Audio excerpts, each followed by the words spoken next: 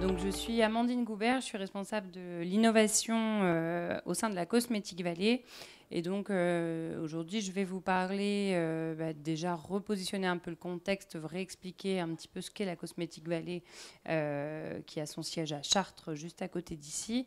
Et puis, vous parler du lancement de ce dispositif qu'on a inauguré il y a une dizaine de jours, qui s'appelle le Beauty Hub. Donc voilà, puis on pourra peut-être faire un point de questions-réponses après Cosmetic Valley si vous avez des questions sur ce sujet-là, et puis parler un petit peu plus du Beauty Hub. Donc la Cosmetic Valley, donc c'est quoi? C'est une association d'industriels de la filière cosmétique et parfum qui a été créée en 1994 par Jean-Luc Ancel et Jean-Paul Guerlain. Avec ce constat que les entreprises de la cosmétique étaient fortement représentées sur cette zone géographique de la région centre, l'Île-de-France, la Normandie. Il y avait un croissant avec une densité d'entreprises transformatrices et qui formulaient les produits finis cosmétiques, donc plutôt les crèmes, les gels, différents types de produits. Et donc une volonté de créer cette association, ce réseau, pour que les entreprises puissent se connaître et que chacun connaisse la compétence qu'il y avait à proximité. Donc voilà, on remonte 25 ans en arrière. Maintenant, c'est des choses qui sont assez naturelles de pouvoir faire des réseaux, de connaître les acteurs de proximité, mais c'était pas forcément évident à cette époque-là. Donc le réseau Cosmetic Valley, vous allez retrouver, et c'est ce qui est pas franchement lisible, j'imagine, là, au niveau du schéma. Ce sont les différents métiers qui sont sur cette filière cosmétique. Donc les entreprises, si je prends tout à gauche, les 3 pavés de gauche, ce sont les entreprises plutôt de tests qui proposent donc des différents tests sur modèles cellulaires, in vivo également, et ex vivo pour les allégations des produits cosmétiques et des ingrédients et des produits finis, les entreprises de conditionnement, de maintenance, de développement de process industriels, de machines spéciales, et puis des acteurs de la recherche et de la formation qui peuvent avoir des liens avec la cosmétique. Et puis, vous allez retrouver un certain nombre d'acteurs qui sont plutôt du domaine des ingrédients. Donc, c'est ce qui est en vert foncé, les producteurs de plantes aromatiques médicinales, des développeurs de matières premières synthétiques ou de plus en plus naturelles, provenant d'extraction de végétaux ou bien sur de la biotechnologie. Des entreprises en rose qui font de la formulation de produits. En bleu, vous avez tout l'univers du packaging. Donc, dans ce réseau, vous trouvez des entreprises qui fabriquent des packaging primaires type tube, pompe, etc. Et puis des packaging secondaires, plutôt les emballages cartonnés qui vont au-dessus du produit. Toutes les entreprises de conditionnement, des marques de produits finis et puis les acteurs de la logistique et de la distribution. Donc Cosmetic Valley, c'est vraiment un réseau qui englobe l'ensemble de ces expertises et qui aujourd'hui rassemble à peu près 600 adhérents. Donc on représente une filière industrielle d'à peu près 3200 entreprises en France qui travaillent sur la cosmétique. Ce qui est peut-être pas noté là, mais ce qui est important de souligner quand même, c'est qu'aujourd'hui la cosmétique, c'est le deuxième exportateur national. Donc c'est le deuxième contributeur à la balance commerciale. C'est un fleuron important pour la France au niveau économique. Beaucoup d'emplois et de chiffres d'affaires derrière ces entreprises françaises. Et donc, le rôle aussi de la Cosmetic Valley, c'est pour l'ensemble de cette filière de montrer au pouvoir public, aux régions, aux collectivités, à l'Europe également, que c'est important de soutenir cette filière industrielle qui, pour la France, est un porte-drapeau. Surtout sur un marché international où il y a une forte visibilité, bien sûr, de la cosmétique à l'international. Donc voilà, vous dire simplement que c'est plus localisé. On a notre siège qui est en effet à Chartres. On a également 2 personnes qui sont délocalisées, une qui est à Bordeaux et une personne qui est à Caen, en Normandie, pour permettre d'animer et d'être en proximité des entreprises sur ces territoires-là. Et puis on travaille avec un certain nombre de clusters qui sont développés sur la cosmétique, qui se trouvent pour certains du côté de Lyon, d'autres du côté de Grasse, d'autres en Bretagne, dans l'Est également, donc voilà, dans différentes régions françaises, et qui développent à leur échelle de territoire ce réseau de la cosmétique. Ça, c'était juste un petit clin d'œil pour dire qu'on est 17 salariés aujourd'hui et qu'on est structuré sur différentes actions que je vais dérouler juste après, qui sont plutôt des actions liées à la veille sur le marché de la cosmétique et qu'on fournit aux membres de la Cosmetic Valley, des actions qui sont liées au développement à l'international. On est porteur d'un salon qui s'appelle Cosmétique 360, dont je vais vous dire 2 mots. Et puis moi, du coup, je suis en charge de la partie innovation et accompagnement des entreprises de notre réseau à développer leurs projets d'innovation ou leurs produits d'innovation. Il y a également toute une partie de l'équipe qui est dédiée à accompagner le réseau. Donc pour ceux qui ont participé à la conférence juste avant, vous avez vu Sophia qui est intervenue, Sophia Bourdon, qui s'occupe de l'animation du réseau en région Île-de-France et en région Centre. Et donc du coup, tout ce réseau, notre but premier, en fait, c'est de mettre en relation des acteurs qui ont différents métiers sur cette chaîne de valeur de la cosmétique, de leur donner de la visibilité et de les faire travailler ensemble. Donc, pour voilà, des petits points très concrets, on a un espace adhérent sur le site internet de la Cosmetic Valley qui permet à chaque adhérent de ce réseau de se rendre visible. On pilote également une plateforme qui a été fortement utile et sollicitée dans cette période de crise du Covid, notamment dans la partie production des gels hydroalcooliques, où finalement il y a eu une mobilisation générale de la filière cosmétique sur la production de ce gel qui était manquant au tout début, si on se rappelle du tout début de l'histoire. Et donc la plateforme Impact Plus, en fait, c'est une plateforme qui permet de faire des échanges de matières premières. Et donc, du coup, ça nous a permis de mobiliser des packaging, de mobiliser des ingrédients, différentes matières premières qui rentraient dans la composition de ces gels hydroalcooliques. On organise des groupes de travail également pour faire encore une fois ce rôle de réseau, de mise en relation. Donc voilà, adhérer à Cosmetic Valley, c'est ce que je disais à un acteur tout à l'heure qui est venu sur notre stand, c'est participer à un réseau et c'est finalement participer aux outils qui vous sont donnés. Juste s'inscrire pour être adhérent, ça ne donne pas une efficacité en termes de réseautage, etc., qu'il est nécessaire d'avoir dans le fait de s'impliquer dans ce réseau. Et un programme d'animation varié. Je ne vais pas vous en dire plus là. Ça, c'était juste une petite slide pour vous dire qu'on fait de la veille et qu'il y a une possibilité de s'inscrire sur le site internet pour de la e-cosméto-veille. Donc, le contact, c'est mon collègue qui s'appelle Julien Remestan. Et donc, du coup, en fait, vous recevez une lettre de veille personnalisée toutes les semaines en fonction de thématiques que vous avez indiquées comme étant vos thématiques d'intérêt.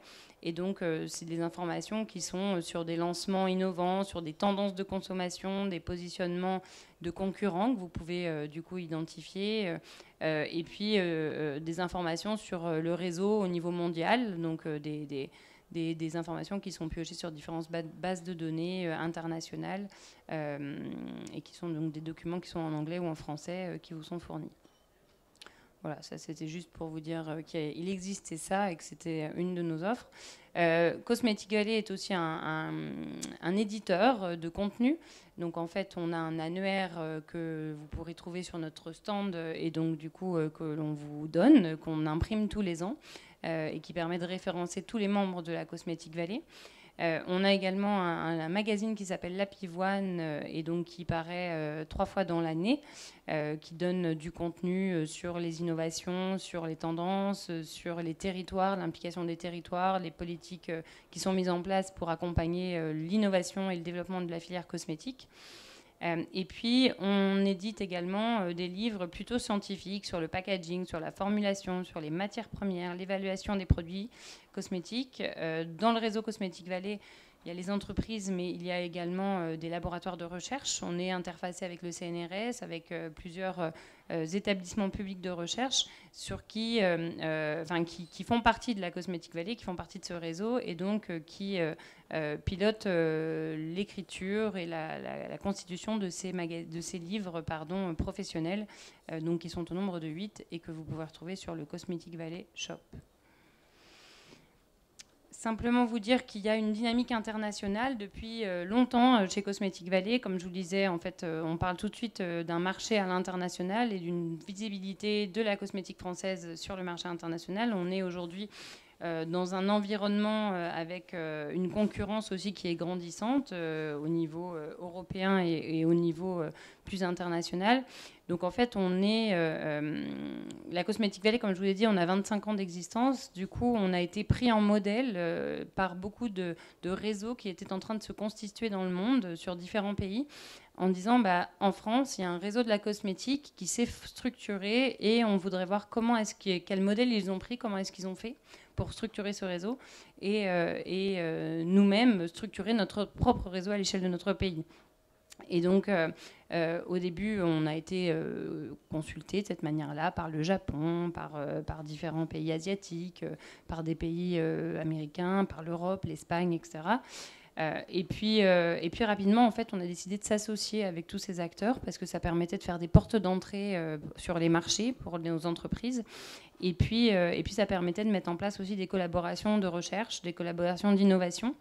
Et donc, on l'a formalisé au travers de deux réseaux. Un réseau européen, Global Cosmetic Cluster Europe, qui aujourd'hui rassemble 5 pays, qui ont ciblé 5 pays et qui rassemble 6 pays dans ce réseau. Et puis un réseau international qui rassemble 25 membres. Je vais vous parler un petit peu de recherche et d'innovation parce qu'on va parler du Beauty Hub. Et donc le Beauty Hub, c'est un outil justement pour vous aider à booster l'innovation des startups comme de la partie équipementier. Et donc du coup, la Cosmetic Valley a une démarche, une stratégie depuis plusieurs années pour accompagner l'ensemble du réseau à développer ces innovations. Donc sur différentes étapes de votre démarche, on vous aide à faire émerger des sujets d'innovation dans vos entreprises, à structurer vos collaborations, à concrétiser votre collaboration et ensuite à la rendre visible à une étape où vous êtes prêt à communiquer dessus parce que bien souvent, pendant qu'on est dans une période de projet et qu'on collabore, c'est quelque chose qui est confidentiel et qu'on ne veut pas communiquer. Donc du coup, on a des outils qui permettent de rendre visible cette innovation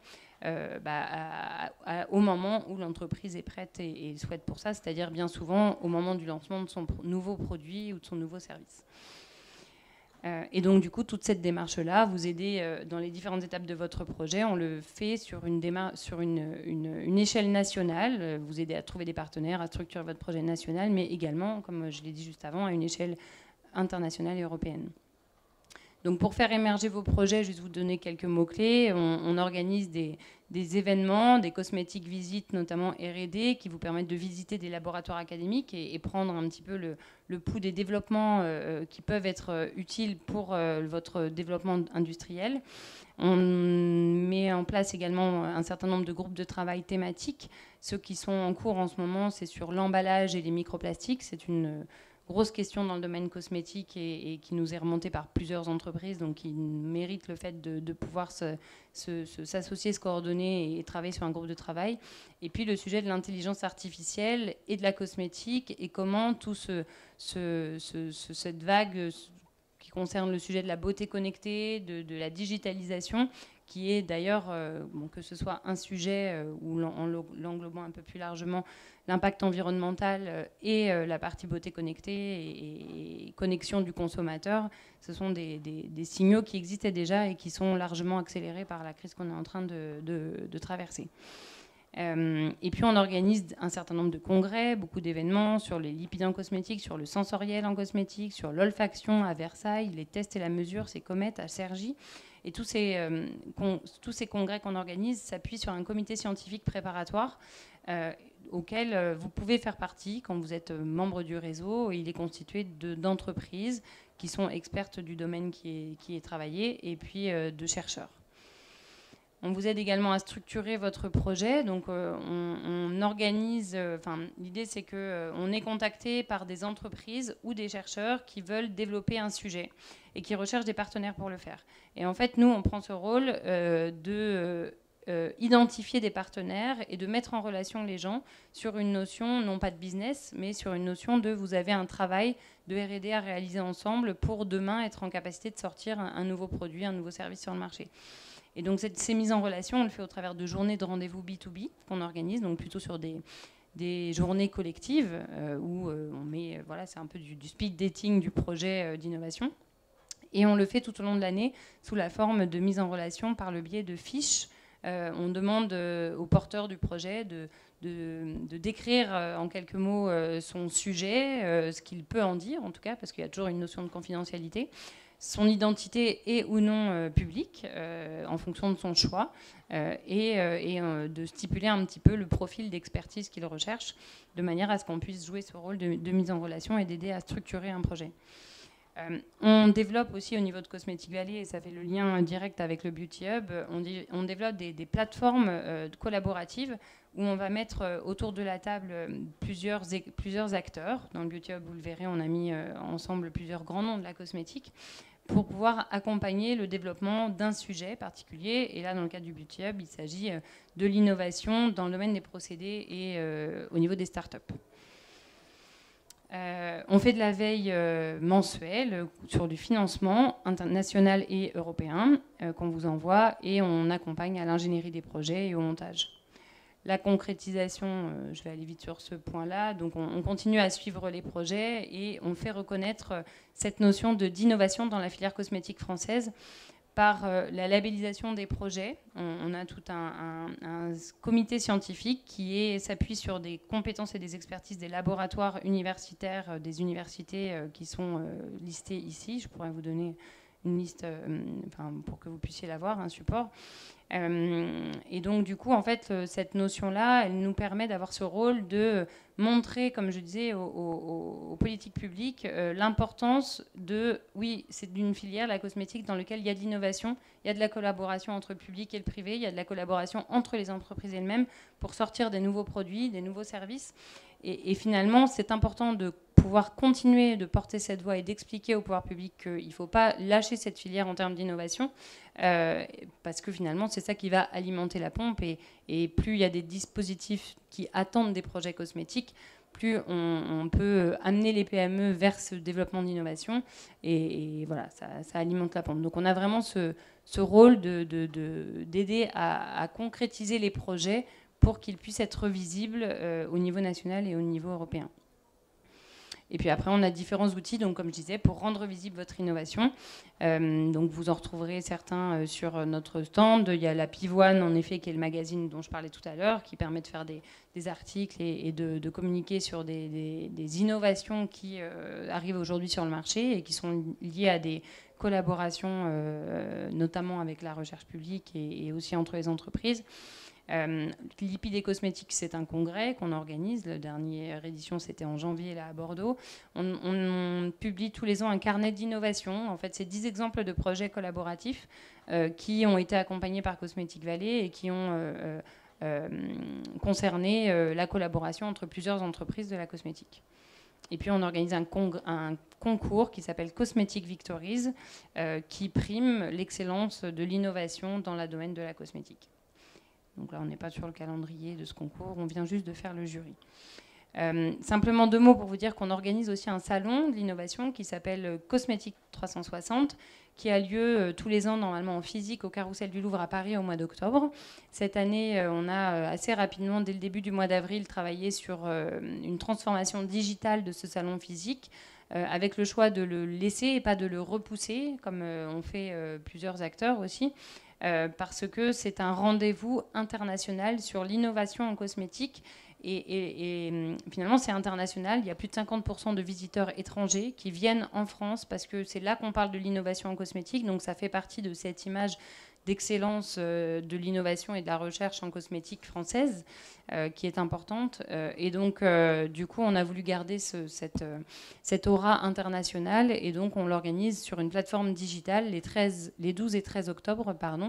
Et donc, une visibilité va être possible pour des entreprises qui ont une solution innovante à proposer. Quand je dis innovante, ça veut dire quelque chose de différenciant à 360 degrés sur la filière, c'est-à-dire que ça peut être un nouveau packaging, un nouveau service, un test particulier, une machine pour fabriquer particulière. Donc voilà, l'idée c'est qu'un visiteur qui vient visiter ce salon ou cette plateforme digitale cette année puisse voir toutes les solutions innovantes qui s'offrent à lui sur la filière cosmétique. Et donc c'est à l'échelle internationale. Donc il y a des innovations de partout dans le monde qui sont applicables à la filière cosmétique. Voilà, donc vous parlez un petit peu plus focus du Beauty Hub. Donc le Beauty Hub, comme je vous le disais, c'est plutôt dans les actions un peu structurantes qui ont été développées par Cosmetic Valley. On a mis autour de la table un certain nombre d'acteurs, pour certains des concurrents directs, qui finalement se sont retrouvés autour d'un sujet. C'est il faut absolument qu'on continue à accompagner l'innovation, le développement d'innovation en France. Et particulièrement, c'était un sujet qui leur tenait particulièrement à cœur, c'est le développement de l'innovation dans le domaine du maquillage.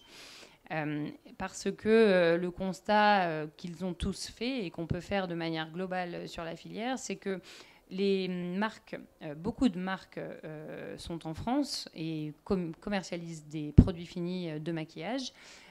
Mais finalement, des technologies innovantes dans le domaine du maquillage ou des startups qui portent des innovations dans ce domaine-là, ils sont beaucoup en dehors de la France, et pour ne pas dire, l'Italie est très positionnée sur le développement du maquillage, la Corée également, qui se développe énormément sur le maquillage. Et donc, c'est vraiment autour de ce sujet qu'on a réussi à cristalliser un engagement qui s'est matérialisé par l'action collaborative Beauty Hub. Donc, c'est l'ensemble de ces marques qui sont de ces marques ou de ces acteurs. Vous retrouvez donc des marques, Aptar donc dans le domaine du packaging, Ercos fait de la formulation, de la mise en œuvre pour les maquillages, Nippon Chic Design également, MS Beauty Lab, ils font des produits finis maquillage également, pas sous leur marque mais sous le marque des autres, et I3DP c'est une PME qui travaille sur l'impression 3D. Et je vais vous dire pourquoi ça a de l'importance d'avoir mis ça aussi dans la boucle. Voilà, donc le Beauty Hub, qu'est-ce que c'est? Donc c'est finalement, donc je vous l'ai dit, là vous l'avez, une mise en commun d'entreprises qui font partie de la gouvernance de ce dispositif. Donc ça veut dire que on travaille avec eux sur les actions, sur les projets qui sont accompagnés dans le cadre de ce dispositif. Il y a 3 briques dans ce Beauty Hub. Donc concrètement, et je vais vous montrer une petite vidéo juste après, peut-être juste après cette slide, comme ça fera une pause et vous allez voir en vidéo ce que c'est. Il y a 3 briques. Il y a une volonté d'accompagner les startups et donc un accélérateur de startups. Donc concrètement, en fait, il y a une candidature des startups innovantes qui doivent présenter pourquoi elles sont innovantes. Elles doivent avoir moins de 5 ans, avoir une structure créée, avoir une preuve de concept à montrer pour ne pas partir juste d'une idée, et un business plan un peu élaboré. On ne demande pas que non plus ce soit hyper complet, c'est aussi notre rôle de continuer à l'accompagner, mais il faut avoir déjà quelque chose. Et être donc sur l'innovation. Aujourd'hui, on a ouvert ça assez large sur la première promotion en étant sur de l'innovation maquillage et cosmétique. Il y a certaines startups qui ont été retenues qui sont plus maquillage et d'autres qui sont clairement produits de soins. Et donc de pouvoir leur proposer, je vais vous le détailler après, il est prévu que je vous détaille les différentes briques et les différentes choses qu'on propose. Le Beauty Fab, c'est un laboratoire, vous allez le voir dans la petite vidéo, un labo de 60 mètres carrés qui a pour objet d'accueillir des process, des équipements d'équipementiers pour à la fois en faire une démonstration, mais aussi discuter de manière collaborative avec des utilisateurs pour pouvoir envisager les évolutions à apporter à ces équipements. Et le Beauty Exp, c'est un centre d'expérimentation qui est basé sur l'impression 3D, de manière à avoir des outils d'impression 3D à mettre à disposition des entreprises de la filière. Donc en fait, là, vous êtes au centre-ville de Chartres, juste à côté de notre siège. On est en face de la cathédrale de Chartres. Et donc, du coup, on a aménagé tout un espace qui fait 200 mètres carrés.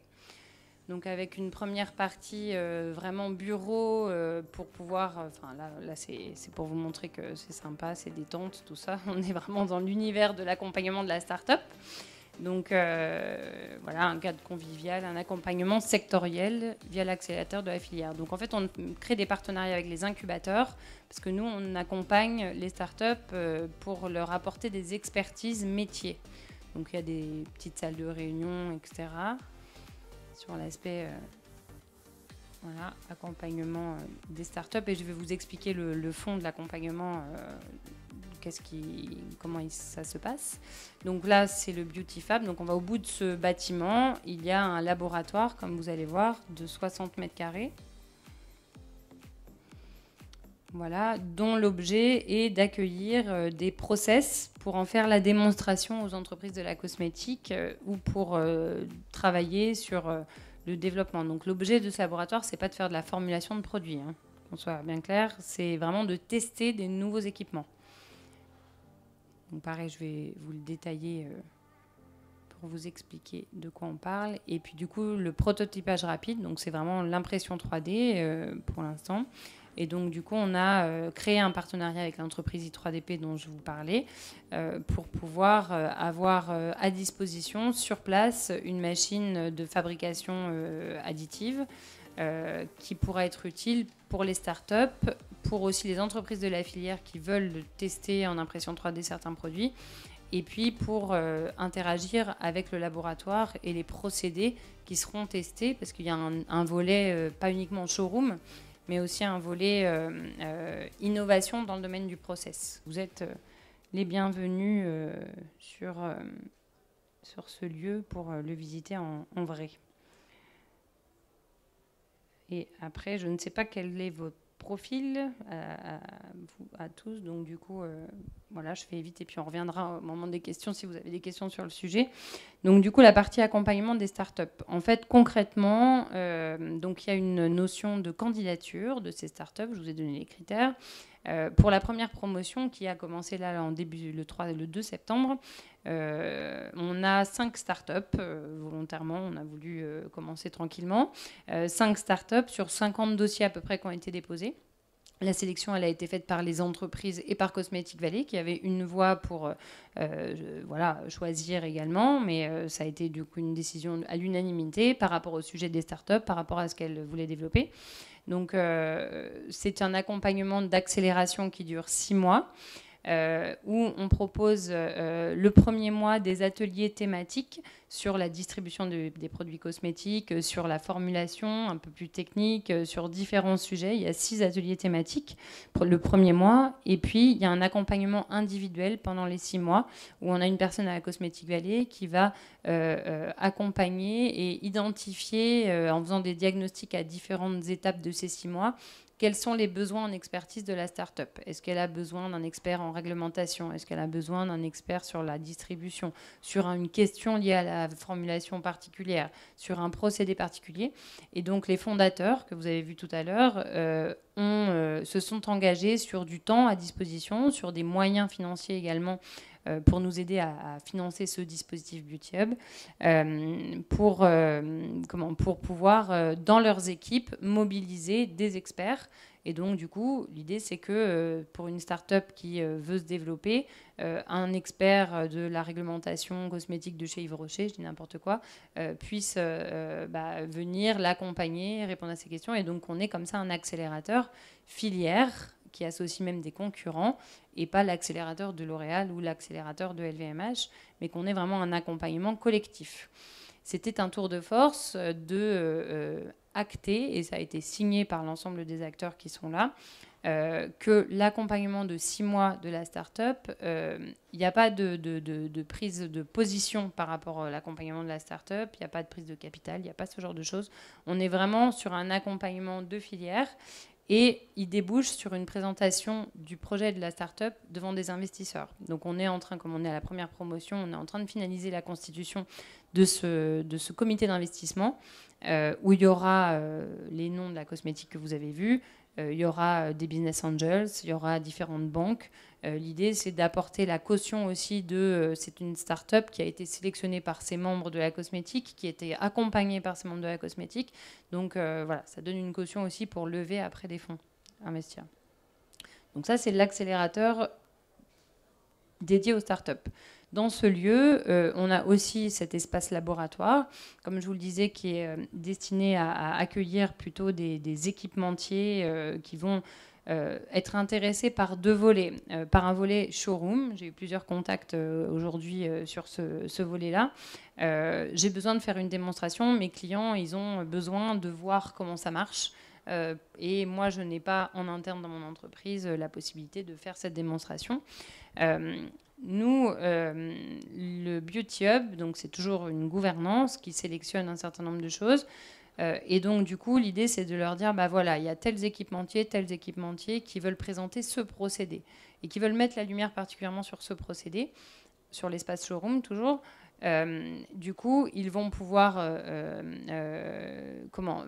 accepter ou non et se dire, bah là, c'est pas très innovant, ça, il y a plein d'acteurs qui font la même chose. Enfin, il va y avoir des critères qui sont en train d'être constitués. Hein. Encore une fois, on l'a inauguré le labo il y a 10 jours, donc les choses sont en train de se constituer. Mais en tous les cas, à partir du moment où on candidate et où on est sélectionné, ça veut dire qu'eux-mêmes sont intéressés et qu'on va avoir un minimum de participants. Et l'aura de Cosmetic Valley, ce n'est pas de communiquer sur votre présence à ces 10 acteurs-là, c'est de communiquer à toute la filière française. Et du coup, de dire, dans le Beauty Hub, à Chartres, parce qu'il faut bien un endroit précis, physique, au sein de la Cosmetic Valley, il y aura cette semaine-là une démonstration de tel équipement qui peut intéresser la cosmétique. Et donc, du coup, de s'occuper, nous, de la communication, de la visibilité de l'entreprise et de son procédé, et de l'animation de sa démonstration, etc. Donc on est vraiment sur un espace showroom de démonstration de quelque chose sur lequel on veut mettre la lumière et qu'on est prêt à commercialiser ou qu'on commercialise. Il y a un espace plutôt challenge innovation qu'on a constitué aussi parce que nous, on accompagne dans de l'innovation plus produit ou développement de nouveaux ingrédients ou développement d'un nouveau test ou d'un nouveau packaging, mais pas vraiment sur le développement d'un nouveau procédé.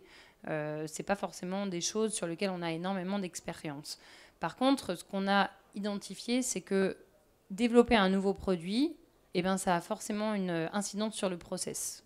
Et du coup, c'était d'avoir un lieu qui permette de faire un peu un brainstorm et de se dire, bah, on parle de cette technologie-là, de mise en œuvre des produits pâteux, je ne sais quoi.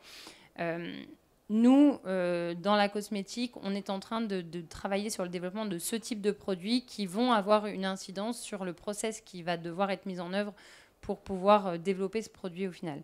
Et donc, du coup, c'est la prestation qu'on veut proposer aux équipementiers au travers ce challenge innovation, c'est d'avoir une réunion d'échange, un peu comme un groupe de travail autour d'un process avec des utilisateurs et d'avoir une séance de créativité et de brainstorm autour de ce procédé et de comment le faire évoluer pour répondre à la demande du développement produit qui est en train de se mettre en place. Et donc, du coup, il y aura une possibilité dans l'une ou l'autre d'être sur une notion de privatisation parce que là, je vous parle d'un groupe de travail qui peut être collectif, donc il peut y avoir autour de la table des concurrents qui sont quand même intéressés pour avoir cette démarche ou cette démonstration de showroom. Il peut y avoir de la formation aussi pour expliquer comment fonctionne la machine, etc. Et puis, il y a peut-être une notion aussi de privatisation pour pouvoir travailler sur un sujet particulier et confidentiel qui sera possible d'organiser. Donc voilà la partie labo qui vous concerne particulièrement et la partie prototypage, l'impression 3D que l'on a. Donc il y a plusieurs objets. Il y a un objet, c'est de faire du prototypage de pièces. On veut, on arrive avec son schéma ou son idée et puis du coup on veut faire une pièce en particulier. Pourquoi pas, c'est fait pour ça. On peut aussi se former sur certaines machines parce que l'idée c'est qu'on va acquérir ou en tout cas faire venir des technologies différentes sur l'impression 3D, de manière à pouvoir se former sur différentes machines et tester un peu dans la même veine que ce que je vous ai présenté juste avant, tester ces machines-là. Et puis, il y a une interaction avec les startups qui sont accélérées dans ce Beauty Hub et qui peuvent avoir un sujet qui nécessite ou qui est cohérent avec le fait de faire un premier prototype de leur produit et d'utiliser cette technologie-là. Et il peut y avoir également, dans le domaine des équipements, de l'évolution des procédés, etc., des besoins aussi de faire de l'impression 3D pour pouvoir faire évoluer par rapport à une demande particulière une machine. Donc voilà, et puis un accompagnement à l'acquisition d'une technologie aussi qui peut être possible parce qu'on a un expert de ce domaine-là avec nous. Je crois que c'est ce que je voulais vous dire. Ah oui, et la dernière chose, donc vous avez compris qu'il y a 3 briques dans ce Beauty Hub, la partie start-up, où finalement, en fonction de votre profil, et on discute après au cas par cas pour savoir comment est-ce que vous pouvez utiliser l'outil, Donc la partie start-up, soit vous êtes une start-up et vous êtes intéressé pour être accompagné, soit vous êtes une entreprise déjà installée et finalement vous êtes intéressé pour être au contact de cet environnement des start-up, pour participer au groupe de travail avec elles, discuter avec elles. On peut travailler là-dessus. Sur la partie équipementier, vous pouvez être intéressé aussi pour interagir avec des équipementiers, connaître un petit peu leur technologie, etc. Et donc, en fait, ce qu'on fait aujourd'hui, c'est qu'on propose aux acteurs de la filière et même aux acteurs au-delà de la filière d'être partenaires du Beauty Hub. Et donc, du coup, par ce partenariat, vous avez une visibilité, un accès à l'espace de coworking, donc la possibilité d'avoir accès aux bureaux que vous avez vus, donc, qui sont pour les startups, mais également pour les entreprises qui veulent être partenaires du Beauty Hub.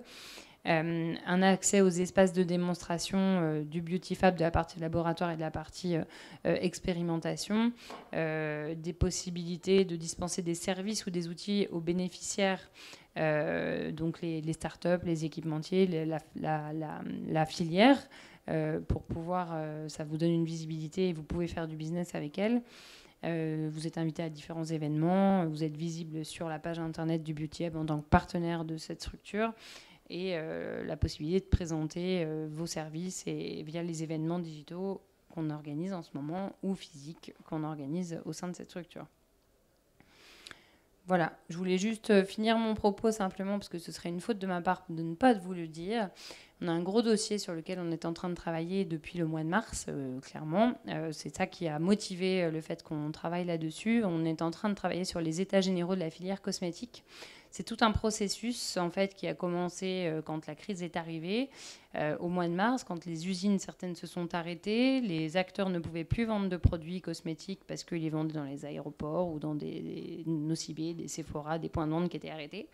Donc on a pris le pouls de nos entreprises en les appelant toutes, en leur demandant comment ça se passait, qu'est-ce qu'elles voyaient arriver, comment est-ce qu'elles voyaient les choses.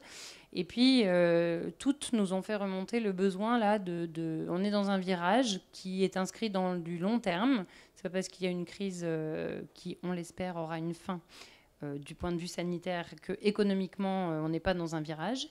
Et donc, une volonté de se reposer des questions de quelles étaient les valeurs qu'on voulait que la cosmétique française devait diffuser. Et donc, du coup, on a fait une consultation. Alors, donc, le 15 octobre, on fait un événement qui sera un point d'étape de toute cette démarche, qui a pour objectif de faire échanger les acteurs sur 4 grandes thématiques. Et les 4 grandes thématiques, on les a sélectionnées sur la base d'une consultation auprès des industriels. On a eu 400 propositions d'actions à mettre en place, 400 propositions qui ont été recueillies, 4 thématiques très fortement représentées, il n'y avait pas de doute là-dessus. Donc le changement du consommateur et l'expérience client qui est fortement impactée par notre crise aussi, quand on parle de commercialisation, hein, ceux qui ont tiré leur épingle du jeu, ou en tout cas qui ont limité la casse, c'est ceux qui avaient une vente par Internet, clairement. Ceux qui étaient juste dans des points de vente, c'était la catastrophe. Il y a la thématique de le développement d'une filière circulaire, l'impact environnemental de notre filière, voilà, qui étaient des signaux déjà présents. Hein. Ça ne s'est pas inventé au mois de mars, là, mais en tout cas, ça prend vraiment une place importante et il y a une action structurante à mener là-dessus. Des relations interentreprises sur des choses, j'ai expliqué ça tout à l'heure, des choses qui sont apparues. Il y a eu des polémiques aujourd'hui sur certaines filières industrielles sur la notion de relocalisation en France. Il n'y a pas cette polémique sur la cosmétique parce que, non pas que les entreprises travaillent que avec des acteurs français, c'est pas vrai, mais en tout cas, chacun des maillons de la chaîne de valeur est présent en France. Et c'est pour ça qu'il y a la Cosmétique Valley qui s'est créée il y a 25 ans.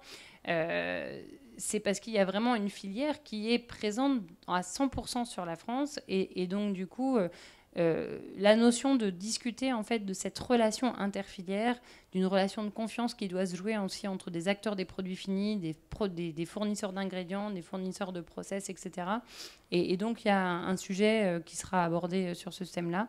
Et puis le bouleversement du commerce international, qui est un énorme sujet aussi pour des entreprises qui font leur chiffre d'affaires d'une manière importante à l'international. Donc voilà, c'était juste pour vous dire qu'on travaille sur la constitution d'ateliers, de discussions sur ces 4 thèmes et qui auront lieu le 15 octobre. On l'espère en physique. Et puis sinon, on trouvera une manière de rebondir. Il n'y a pas de souci. Voilà. Je vous remercie. Du coup, je ne sais pas s'il y a des interactions. Je crois qu'on m'a dit qu'il fallait que je donne moi-même le micro. Si vous voulez poser une question, ou alors on le fera. Nous, on a un stand, la Cosmetic Valley, qui est juste à l'entrée, où on parle du Beauty Hub, on parle des différentes actions que l'on mène. Et donc, vous êtes les bienvenus pour pouvoir échanger là-dessus. Et finalement, comme on fonctionne beaucoup un peu au cas par cas, la question qu'on va vous poser, c'est expliquez-nous ce que vous faites, c'est quoi votre profil, et on va vous dire ce que vous pouvez prendre dans cette boîte à outils. Parce que ce qu'on fait, généralement, c'est plutôt une boîte à outils et qui va s'adapter en fonction de votre profil. Je vous libère. Merci beaucoup. Au revoir.